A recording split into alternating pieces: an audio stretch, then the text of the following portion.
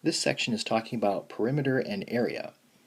Perimeter is the length of the outside boundary of a shape, and area is a two-dimensional quantity for how much it takes to fill up the interior of a shape. So if you think about a backyard, the fence, that is actually like the perimeter, and the grass, that is like the area. And we do have a formula for the area of a rectangle. It is length times width. So for number 1, we're given a rectangle, and we're asked to find the perimeter and the area. So the perimeter, we need to add up the lengths of all the sides. So my first side down here is 5.7, and I have two sides that are this length.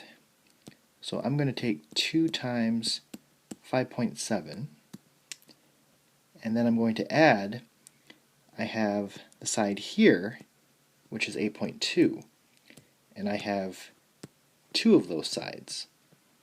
So I'm going to add 2 times 8.2. So 2 times 5.7 plus 2 times 8.2, and we get 27.8 feet.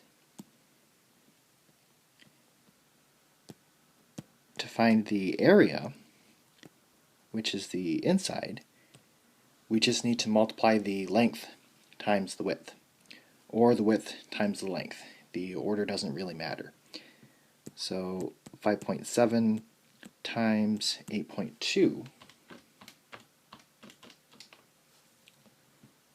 and we get 46.74.